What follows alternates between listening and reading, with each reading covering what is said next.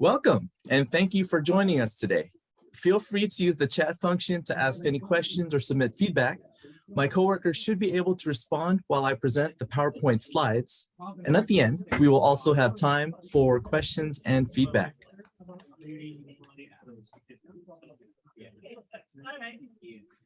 Our topics today will include, of course, the introduction, goal, property owner role, what to look out for, best practices, and of course, time for questions and feedback at the end. Our housing team program here at Environmental Health, it includes Helen Godinez, our supervisor, myself, Eris Veloso, and fellow inspectors, James Tanner, Stephen Lowe, and Maria Gomez Casillas. Also helping support this presentation today is our coworker, Cynthia Knowles, and our consultant from SGA, Michelle Struthers. As most of you know, this division here at San Mateo County Environmental Health is responsible for the enforcement of state housing codes in the areas of interior and exterior maintenance, sanitation, occupancy standards, and that the multi-unit 4 or more rental properties are subject to routine housing inspections by our division, and we do assess the annual fee as set by county ordinance. So most of what we use, I know it's a lot up there, but we focus mainly on Title 24 and a variety of its subsections. We also refer to International Property Maintenance Code, the California Health and Safety Code, plus everything else listed on the screen. I won't read them all off to you, but we also assist the fire department in enforcing some of their requirements from the fire code when it comes to things like fire extinguisher requirements, fire doors, adequate egress, having smoke detectors, and carbon monoxide detectors. We defer to the fire department with issues of fire safety. When it comes to structural safety, we also can defer to the San Mateo County Planning and Building Department. And of course, any of the local city planning and building departments within the incorporated area. Our office is the agency having jurisdiction for the California Health and Safety Code. We do not have regulations regarding aesthetics, but we enforce strictly function and safety of the building. So all year round, the inspections of apartment complexes are being conducted. We inspect for health and safety violations. Our housing team is all over San Mateo County. We each have different areas, different cities, but we help cover for each other. So inspections is definitely one of the main functions that we perform, but we also like to provide outreach through our mailers, through information on our website, and presentations like this one. We're hoping that our educational efforts will help the apartment owners and operators to better meet California housing standards. So we encourage you and want to partner with you in ensuring that your property is safe, maintained, ready for inspection by reviewing some of the most common violation categories today during the presentation, and that any of these could be corrected ahead of time.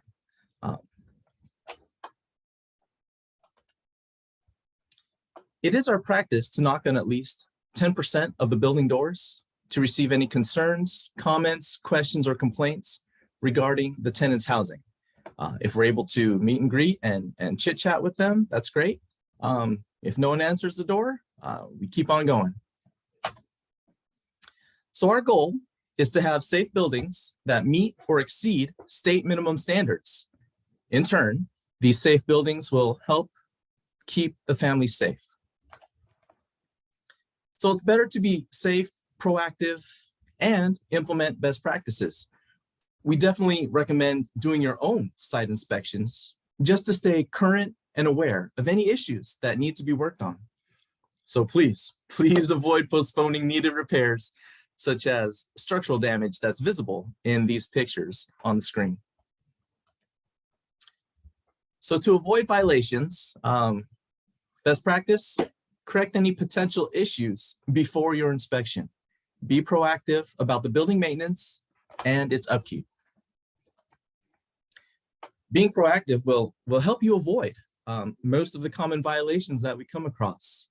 Staying on top of issues as they arise will result typically in less violations being issued, definitely a safer property, and in turn, safer tenants, and also the life of your asset should be extended. I'm happy to report that in these photos here, the property owner was very quick in getting the garage door and the fence repaired and returned back to normal. As mentioned earlier, be proactive, do your own site inspections, be sure to walk around the property, check on the conditions of the property, the buildings, the structures. It's good to stay current and updated. Know what's going on with your property. So, general exterior maintenance. For this particular category, a lot of the issues that we come across would be failure to maintain the surrounding property free of debris, inoperable vehicles, appliances that are no longer able to be used. Sometimes we come across rodent harborages, stagnant water, or other conditions that could pose a fire, health, or safety hazard. So that was general exterior maintenance. There's also faulty weather protection. There's also safety in general. Let's see, structural safety and inadequate vermin or pest exclusion. So with each of these general categories, I know I went through some examples for the first one, but we'll go through more examples on the next few slides. And some of these, you're going to see some specific examples that could fall into one or more of these general categories.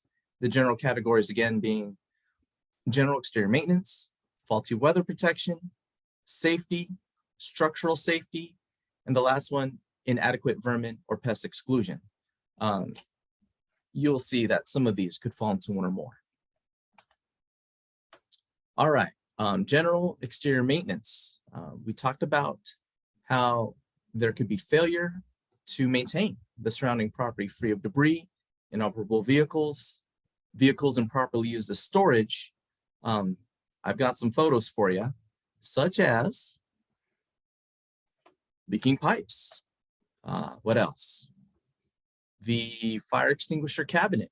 It could be locked. There could be no key. There could be no tool, which would allow access to the fire extinguisher in case of an emergency. In the last photo here, we see stagnant water. That could be a harborage for insects or pests, such as mosquitoes. So definitely keep up with that. That way, it won't pose a threat. Make sure that the water is properly disposed of. Make sure you have a key or tool to access the fire extinguisher in case of an emergency. And leaking pipes, well, that's pretty straightforward. Have the repair person fix it so that it's no longer leaking. All right. Other faulty weather protection. That's the next category, faulty weather protection.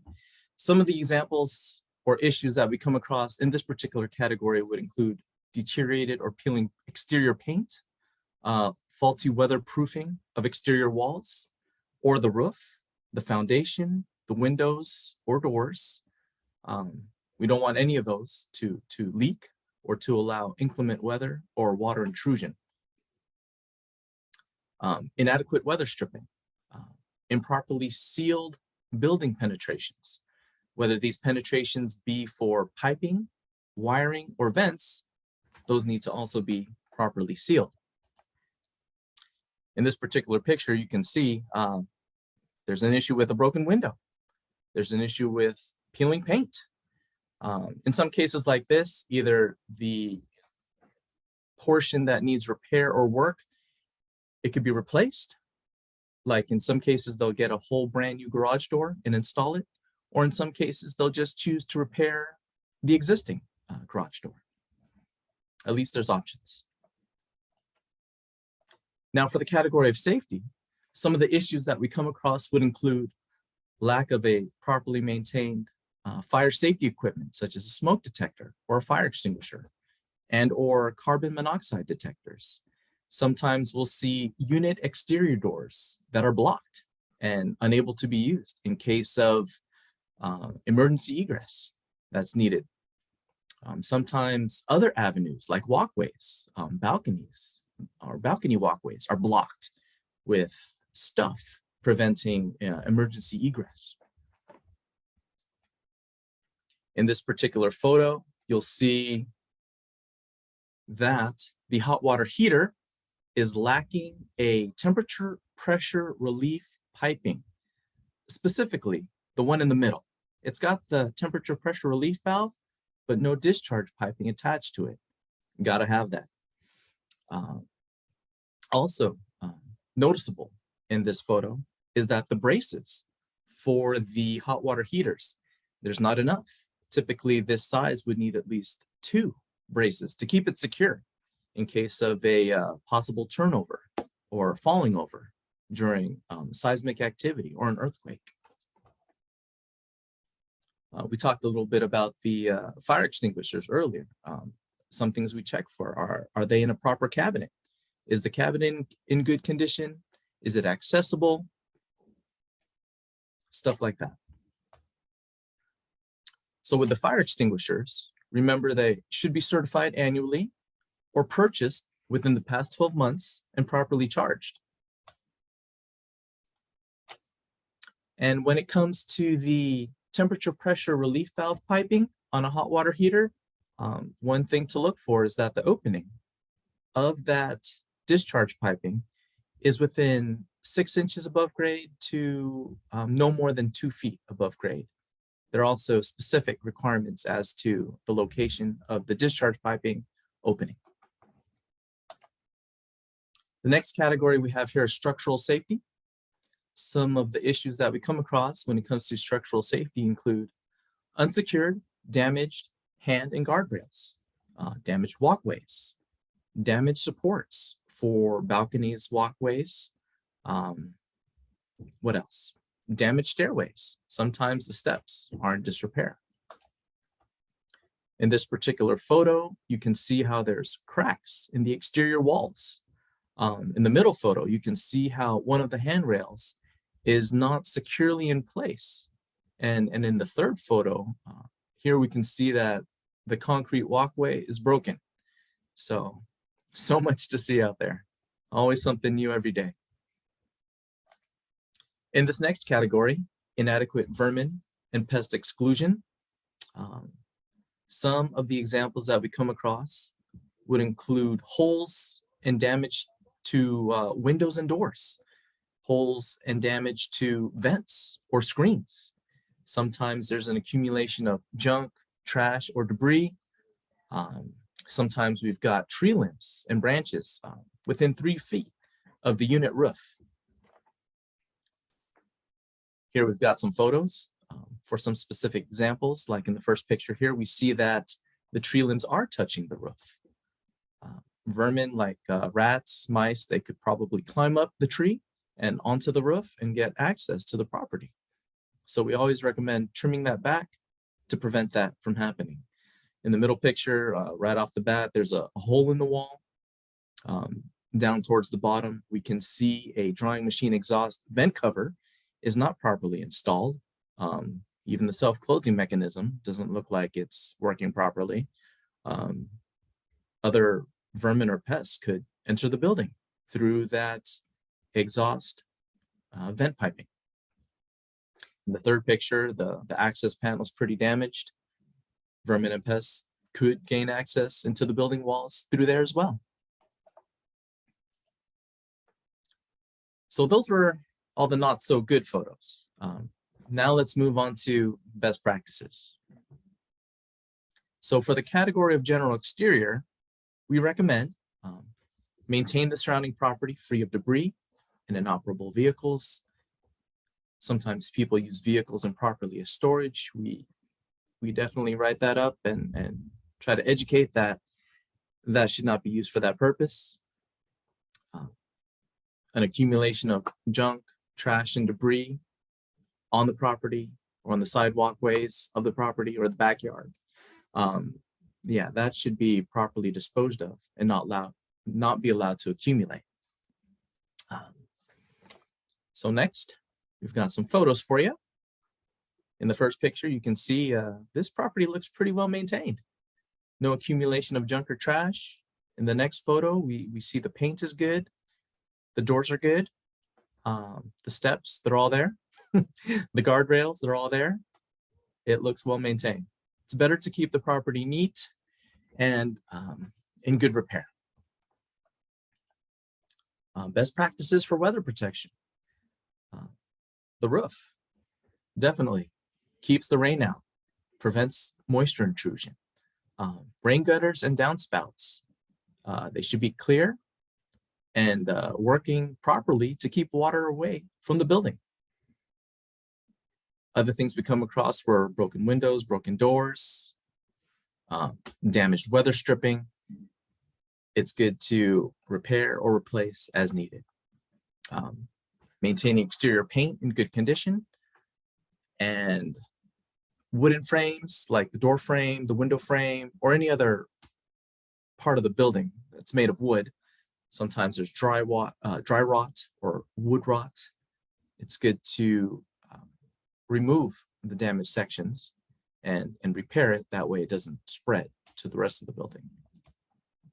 Here we've got some nice photos that show downspouts in good repair, vent screens in good repair, paint that's not peeling. Definitely good examples here. No issues of concern there. In this next photo, more good examples. It looks like it's well maintained. Doesn't look like anything needs to be replaced. The next category of common violations would include safety. So it's almost like a review for a quiz. We'll do a little review. Fire extinguishers, best practices. Make sure you've got at least one extinguisher accessible within 75 feet of each unit. Make sure that the fire extinguishers are accessible, that tenants should not have to enter a locked room or a gated area or stairs to access the fire extinguisher. It should be readily accessible.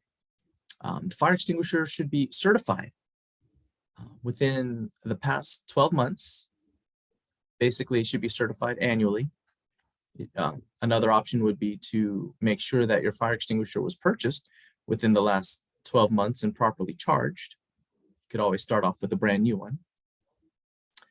In the first picture here, you'll see that the fire extinguisher cabinet has a tool on the right side.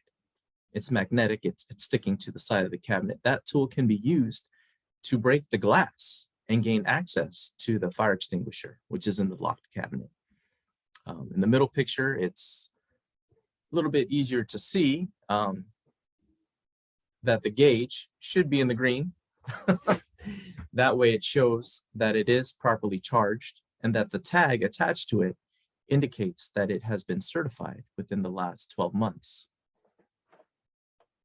And of course, with your smoke alarms, make sure that those are properly functioning as well. In the next slide, we'll see pictures of other smoke detectors, carbon monoxide detectors. Those can be tested, definitely tested. Make sure that it works. Sometimes the batteries go out. And also too, in that third picture, you'll see, looks like the permit for the elevator. It's got an expiration date. Make sure that it has been inspected and checked to be current and in good repair, functioning properly. They've got inspectors just for the elevators. In this picture, we've definitely talked about hot water heaters. These have braces. These have discharge piping. These have temperature pressure relief valves. These have exhaust vent piping installed. So no issues here. These look good. Next category would be structural safety. We've definitely talked about handrails, guardrails, and some of the other categories of common violations that we come across. The main point here with a lot of these is to make sure that it's in good repair, to be proactive about your inspections of these components and to schedule the proper technician or have it repaired or replaced as necessary so that it's not a violation. In this next picture here, you'll see that it is maintained in good repair. The guardrails look good, the handrails look good, the supports for the balconies look good. Everything here just looks about good. More examples of good pictures. The wood looks good. I don't see any wood rot or damage there. It doesn't look like it's sagging. And of course, when I walked on these structures, there was no sagging either. It felt very sturdy, felt very secure. The guardrails, they were installed securely so that they held in place, even when you tried to move them a little bit. Let's see. Just another picture of good examples. So that's the goal. Maintaining things in good repair. So moving on from structural safety, looks like our last category should be vermin and pest exclusion. Some of this we covered a little bit earlier, but best practices, again, it's kind of like a review. Repair or replace any broken windows. Seal all openings around pipes, cables, or wires that penetrate through the building's walls or roof or ceiling. Ensure gaps between entry doors are properly eliminated, whether that means adding additional weather stripping or having a technician come over, look at it, and make recommendations as to maybe a better fitting door. So those are just some of the examples. In this particular picture here, you can see that the piping penetrations through the building are sealed nicely. Probably no mice or rats or any other vermin or pests will get through that piping penetration. On the left side, there's another picture of piping penetrations through the building wall. On the right side picture, you'll see some vent screens on this garage door. They're intact, and also too, the garage door is flush with the floor, so there's no gaps down there for vermin or pests to crawl through. More good examples of vent screens in good repair, as well as other wall openings that have been sealed. And this last one is a type of mesh that can be used in other gaps, whether it be like roof tiles. Some of those roof tiles, when they sit,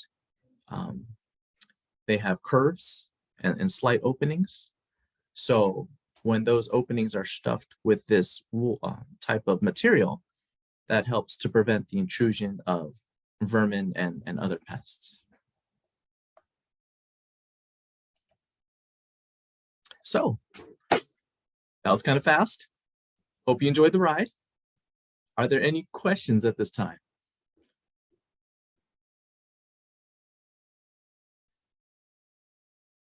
Or comments? I've got two things.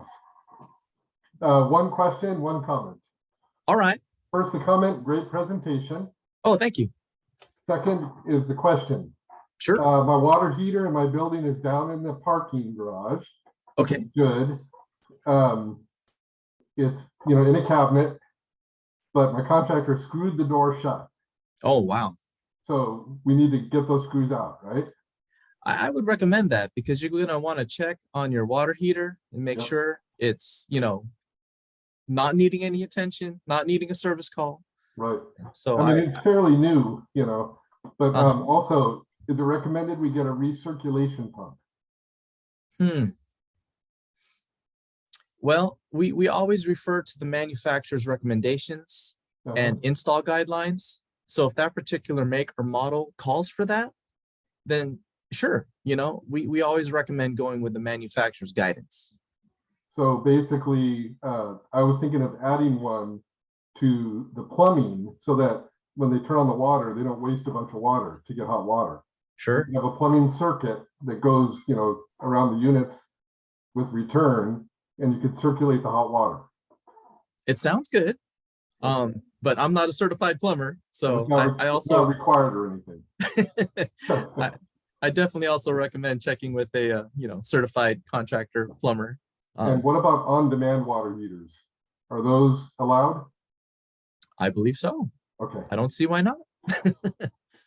All right, cool. Thank you. That's all I had. You're welcome.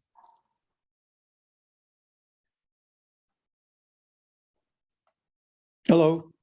Hello. Yeah, first I want to thank you guys for doing this webinar. Kind of clarified a few things that I wasn't sure of, so thank you. My question is, annually, we get this fire inspection from the fire department. Nice. And you mentioned earlier that you're doing things for them or for other Daly City, I guess, department. Does that now that, have you taken that responsibility, or will we be subjected to annual inspection as well? Yeah. We're not trying to step in the place of any of the city fire departments or the county fire department for that matter. They've got their specialty, they've got their jurisdiction. They definitely take the lead when it comes to fire safety issues. And so for their requirements, if they need to continue conducting annual inspections of your property, I'm pretty sure they're going to keep coming out to do that for you. And of course, our particular office, County of San Mateo Environmental Health Services, with all of these different agencies, there could be some overlap. And so it might feel like a repetition, but sometimes we're looking at things from different point of views and for our needs and from our code sections. And unfortunately, sometimes there's a little bit of overlap, but I think both offices will continue to keep doing the inspections that need to be done for their offices. Yeah, also, Eris, I just like to add on that. When the fire department comes, they have a more thorough, they check the sprinkler systems, the alarm sounds, and that sort of thing. We work in support of their work. So when we're there, we check the fire extinguishers and the egress doors and those sorts of things. Also, what do we check? Just that Smoke general detectors. safety. So we work together with them, but the fire department has a more in-depth inspection as far as the requirements. So we do have, like Eric said, some overlap, but the fire department is more in depth. Okay, all right, thank you. Yeah, that answers my question. You're welcome. Great question. Thank you.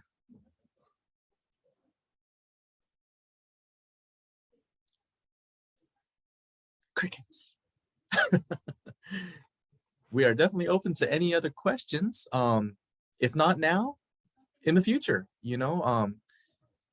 I believe our next slide posts our contact information. Oh, is there another question? Yeah. Sure. Yeah, like in my property, I think I got a few more violations that I have to correct. And I think I got an extension to do it, and completed the one that we could do because they're the interior ones. But the outside ones, kind of off and on, my repair guy kind of will go in there, do a little bit of work, then it will rain. So kind of his work kind of either get ruined or has to be postponed. So because of the inclement weather we're having, I did request for an extension to complete it. I just don't want to do it just hush. So I don't know to how long, but he's progressing, but he has to stop because he can't continue when it's wet. You got to be dry, something like that. When he seals things. So I guess like how much patience do you guys have? I'd like to think we're pretty patient. Oh, okay. So, That's good. If your request is reasonable and we can see that you're making a good faith effort to address the issues that need to be corrected, we are definitely more than happy to communicate and work with you as Okay. to providing extensions that are reasonable. Okay. That sounds good to me. Thank you. You're welcome. Great questions. Thank you guys for raising those. And as you can see here, we've got our contact information listed on the slide. So if ever you want to reach out to us, feel free.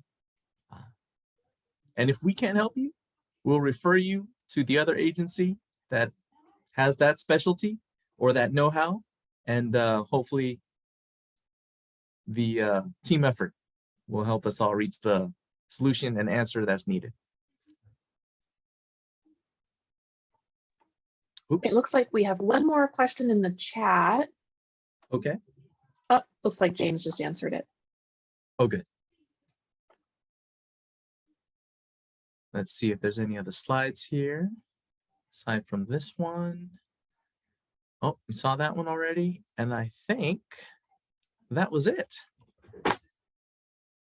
Thank you again for all taking your time to spend your afternoon with us and hear our presentation.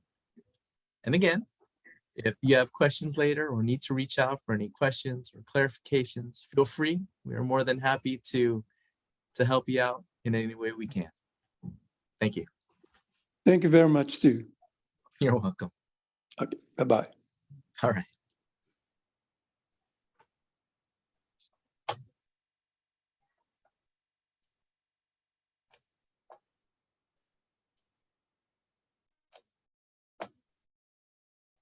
Thank you, Eris. Thank you, team. Thanks, team, for handling the chat and jumping in as needed. I think there's still a few questions on the chat. Okay. Yes, there's one question on the chat about contractors. So feel free, team. Oh, okay, I see it. Hi, this is Helen with Environmental Health. It says, do you have a list of recommended contractors for different violations? No, we do not have a list of contractors. We don't have we don't make those kinds of recommendations.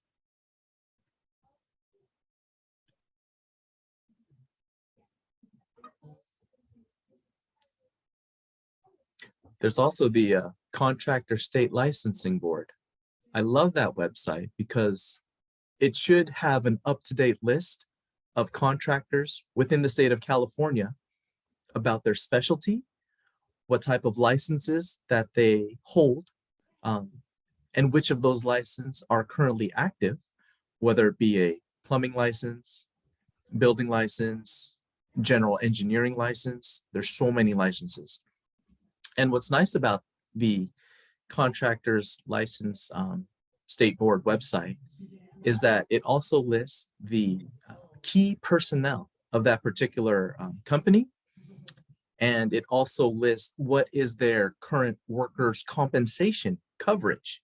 Very important, because if an accident occurs on your property and someone gets hurt or property is damaged, it's good to know that your particular contractor performing the work on site is following the right procedure and has all the right financial mechanisms in place.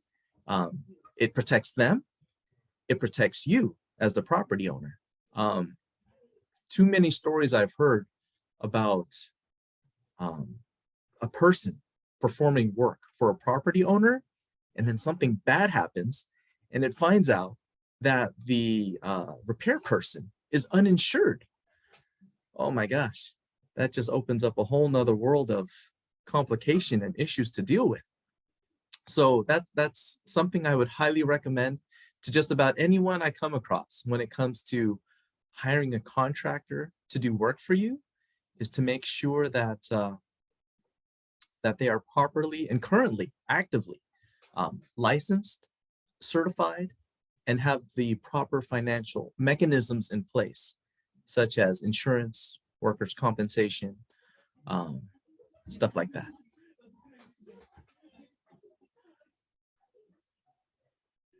Good question. Thank you for raising that.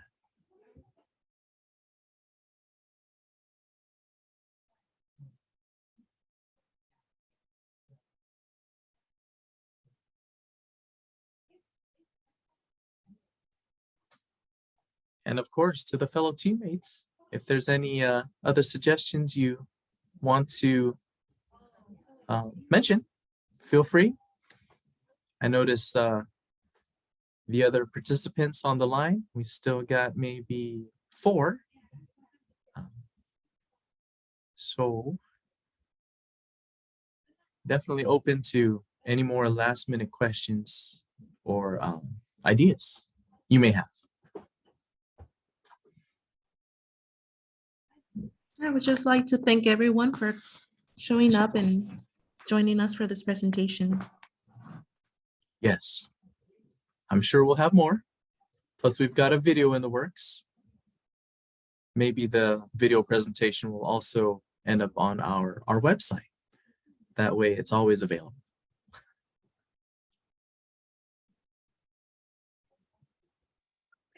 Thank you again. You're Bye-bye. welcome. Bye-bye. Have a great day. I'm leaving. I appreciate all the information. Have a wonderful, Anytime. take care. Bye-bye. You're welcome. Have a Bye-bye. great day.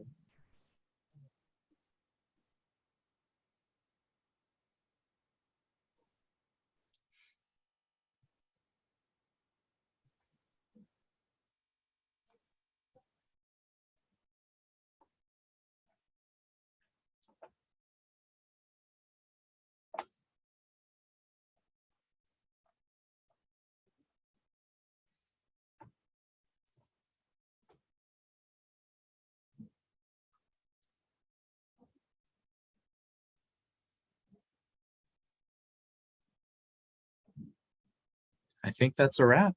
What do you guys Okay. think? I'd like to confirm with Cynthia that we can leave the Zoom if it's okay. Sounds good? Sure, it was good to keep the contact information up on the screen. We still have one participant in case Okay. they would like to ask a question or still have some time. Move the slide. There we go. And there's a contact phone number in the chat as well. Okay.